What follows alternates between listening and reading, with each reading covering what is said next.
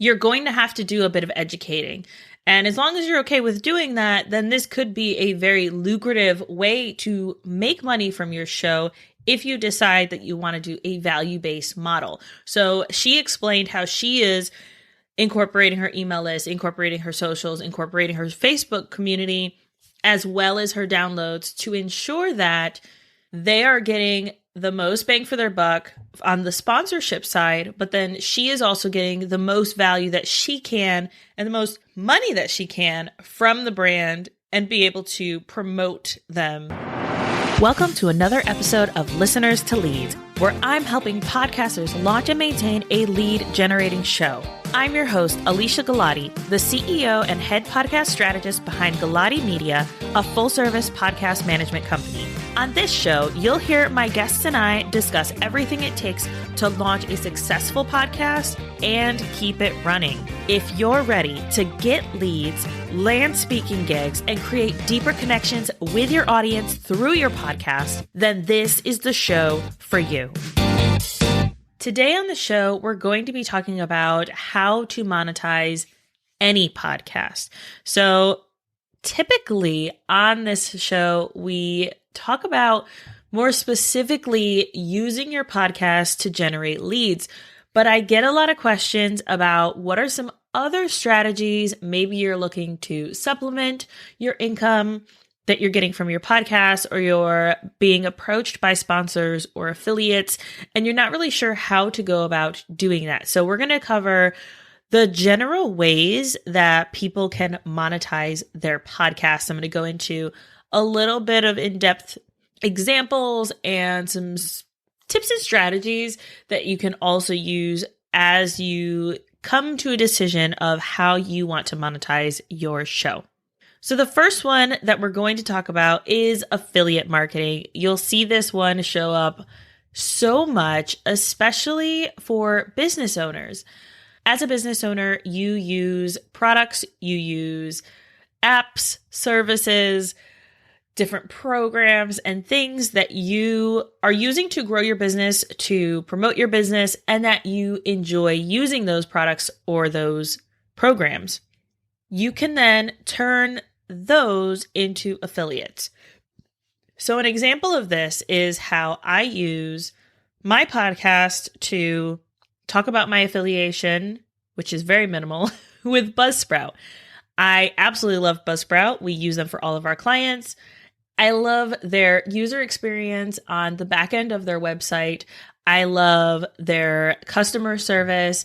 I love how they're always implementing and finding new ways to improve the podcasting sphere, and just all that they bring to the table is incredible. I love them so much. And obviously, because I talk about them constantly, as much as I would love to be like, hey, Buzzsprout, sponsor my show, I want to use my show to generate leads for my business. As we grow the group program side and the challenge side of the business and the one-to-many side, this podcast is going to be a prominent strategy in that funnel. I want to use my podcast for that. So I'm not going to be looking for sponsorships, but I know that not everyone is going to want to buy my stuff or work with me directly. I always want to at least offer some type of resources that they can still use. So my affiliates are typically under my tools and resources, under my website. I've got all of the tools that I use in my business. I've got all of the tools that I use in podcasting. I also have some podcasting specific ones on a podcast page where it talks about the tools and resources that I think people should use. And that goes directly to Amazon. And I've got an affiliate with that as well. So some people will use that for their podcast. I have another example where a client will use an affiliate code for every time that she shares the guest's book. And she has an affiliate through some type of book purchasing platform. And so we ensure that we use that affiliate code to promote that link in the show notes. On that, I want you to remember that you need to have some type of notification in informing the people who are listening or the people who are reading your show notes that these are affiliate links. It is important to let them know, hey, this is an affiliate. I get some kickback. It's not an extra cost to you. Thank you so much for supporting us. So that's my only note really about affiliates. They're great to supplement, but I don't recommend using them as the very baseline of monetizing your podcast. It's not going to make you as much money as you might want from your show. The second one is through sponsors and advertising. You might have heard about the CPM model or the cost per mil model, and that one you're looking at the cost per thousands of impressions. The reason that I don't think this works for the average podcaster and why I don't particularly talk about sponsorships or advertising, though I do discuss that with some clients as they're looking to really monetize their shows beyond just promoting their own services, is that it can be a good supplement. So if you have a sponsor that makes sense for your show, but maybe you're listening to this and you're like, look, Alicia, I don't have any business that I want to promote. I'm just a solo podcaster. And maybe you're just listening to this show for tips, tricks, strategies to grow your show, not necessarily to get leads from your show. Then a sponsorship model might make the most sense for you, or some type of combination of general ways. I don't believe that there's just one way to monetize your show and that you can pick and choose what's going to work best for you. So back to the sponsors and the advertising. The CPM model, you usually can get around $25 per 1,000 downloads for a mid-roll. So that is an ad that runs in the middle of your show. It is important to note that in order to be considered by most of the sponsors or advertising agencies, you have to have 10,000 downloads. I believe it's per month just to be considered. So one example that I saw was a show that gets over 30,000 downloads every week, and it makes about $1,500 per episode. So if he is producing every week, you're looking at about $6,000 per month. I personally would rather use those 30,000 downloads to promote my own services and to build my own business instead of piggybacking off of another one to make them money. That is just my personal preference, my personal opinion. Obviously, it's your podcast. You can do what you want with your show, and don't let anyone tell you, including myself, that you can't do that.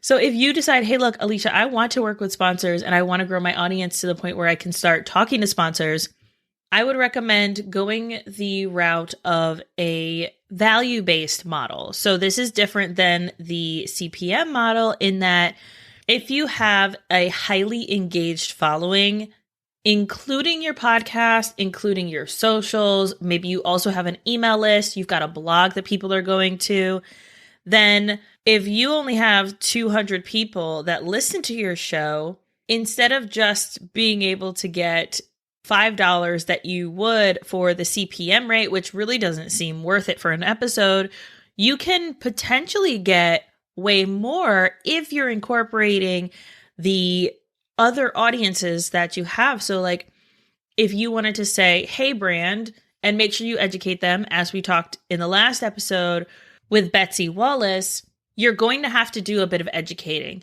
And as long as you're okay with doing that, then this could be a very lucrative way to make money from your show if you decide that you want to do a value-based model. So she explained how she is incorporating her email list, incorporating her socials, incorporating her Facebook community, as well as her downloads to ensure that they are getting the most bang for their buck on the sponsorship side, but then she is also getting the most value that she can and the most money that she can from the brand and be able to promote them in a way that makes the most sense. And so that's the more value-based model, is like really saying, hey, look, this is my audience. I know them. They trust me. They are engaged. And here are some ways that I think that we would make a good partnership because I have this bigger audience. When you just talk about downloads, a lot of people kind of like their eyes glass over. They're not really sure what you're talking about. This is a way to really show them there's more to my audience than just the listeners. So that's always an option for you if you're looking for a sponsor or an advertiser that can help you, but you don't have a large audience, which most podcasters don't. it's not always about the numbers. It's not always about getting thousands and thousands and thousands of people listening to your show. If they're not your ideal client and they're not your ideal target audience, then you're missing the mark entirely. So let's make sure that we're focusing on getting the right people in there and then using the right monetization strategy that's going to make the most sense for you. Moving on, the next way that you can monetize your show is through donations. So that could be literally them sending you a PayPal, a Venmo. There are some people that will use the Buy Me Coffee, tons of different strategies and ways that you can just have people one-time donation because they love the show, they love you, and they want to send you something nice. There's no other way to really go deeper on that. That's pretty much what donations are for monetizing your podcast. The next one is offering some type of premium content. Now, this could be premium podcast content. So if you have bonus episodes or you have early releases that you can do for your audience, most people will use something like Patreon to manage that type of thing where they're going to be offering additional value to their audience and they don't want to have to worry about putting it all on their website or trying to create a membership or any of that. Patreon works pretty easily in that way. Another way to offer premium podcast content, I saw that someone has their recent episodes for free on all platforms, but then past episodes are $1.99 to purchase access to. I think that's a really interesting strategy. Again, that's not really something that I personally would do because I would want to make sure that the content was free and available for people who are wanting that information, but it really just depends on your show, your business model, and going back to what your goals are for your show. Getting super, super clear on that is going to help you decide on how you want to monetize your podcast or if you want to monetize your podcast. Maybe your podcast right now is not at the point where you want to monetize it. Maybe you just want to have a hobby podcast and you're here listening and you might be feeling a little overwhelmed because you're thinking, oh my goodness, there's so many ways that I can promote my show and talk about my show, but it all feels not in alignment. Then don't do it. Another option for premium podcast content, and I want to make sure to give you guys as many ideas and options that I can, so that way you guys can decide, hey, is this going to work for me or does this make absolutely no sense? I recently was talking to one of our editors. She has her own show and she was looking at ways to further monetize her show. And we were talking through this idea of creating some type of checklist or form or downloadable that she can sell at a low cost for every episode. So having very quick, actionable steps and tips and strategies for her listeners, and then saying, hey, if you want the download for this, it's $1 or it's $2 or whatever to buy this download. And then people can buy it how they want, or they can use a monthly membership to then get access to all of the most recent ones and past downloads. I think that's a really great and very interesting and unique strategy to offer premium content that is adding value to your podcast. That's the most important thing. You want to make sure that what you're creating in addition to your podcast or whatever you're promoting and making money from your show is in alignment with your current audience. So on this show, I'm not going to talk about Casper Mattress. It makes no sense for Casper Mattress to sponsor this show. Something like Buzzsprout, sure, that makes sense. That's in alignment with my target audience. And you might be thinking, well, Alicia, everyone needs a mattress. Sure. But for my brand and my business and my audience and my target audience, they're not coming here for mattress ideas or entertainment, and they want a mattress too. They're coming here to be educated, and I want something that's going to directly and positively impact their podcast, not just their lives, their podcast specifically.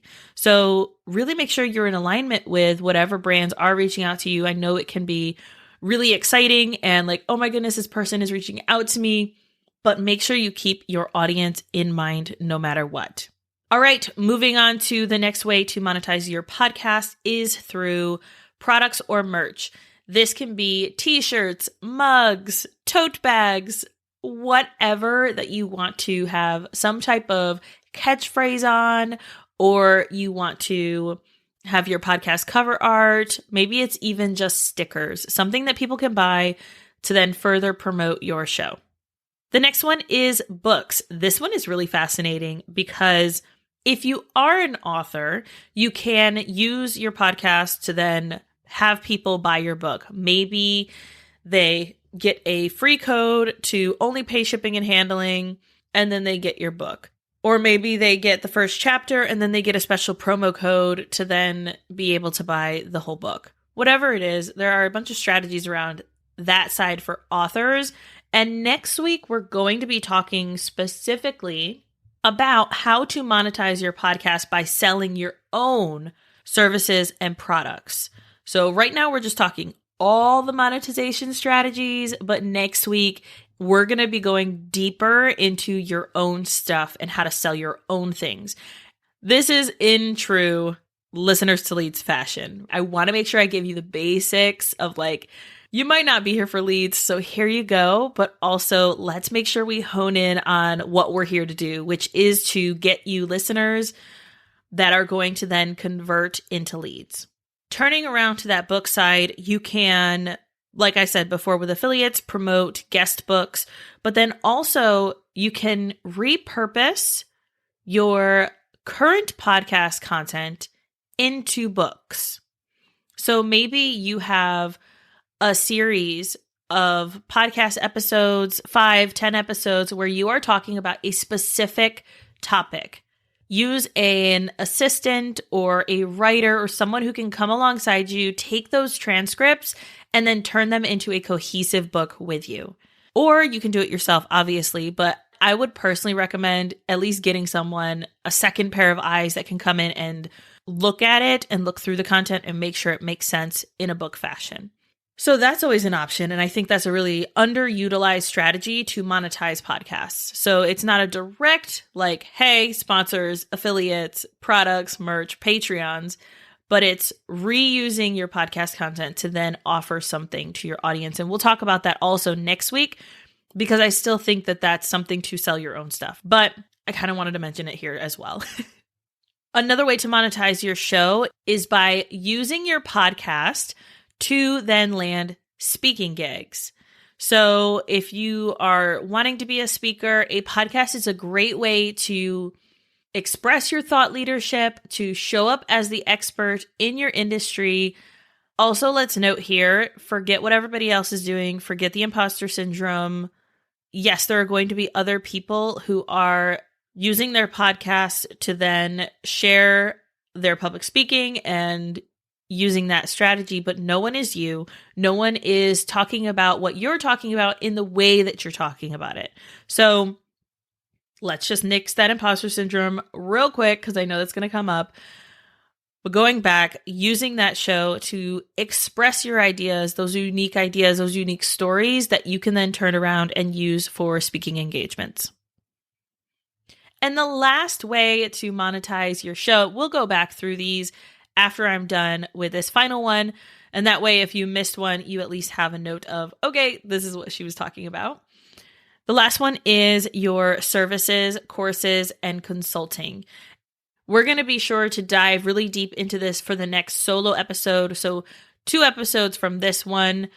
And we're going to be going into using your podcast to sell your services, your products, your consulting, whatever, and going through different things that you can sell and different strategies and examples that I have found in clients as well as just in observing and talking to people on how they are able to monetize their show very strategically and then bring money back into the business. So let's recap really quick. We've got affiliate marketing, sponsors and advertising, donations, premium podcast content, products or merch, books, public speaking, and your own services, courses, or consulting. As always, if you have any questions on this episode, be sure to go to Instagram, come hang out with me there, send me a DM, and feel free to ask away. Or if you are utilizing one of these strategies and you want to tell me about it, because I'm always your hype woman, I always want to be excited with you. So if you're using one of these strategies and it's really lucrative for you, I would love to know more about what that's looking like for you. So send me a DM on Instagram. I cannot wait to hear from you.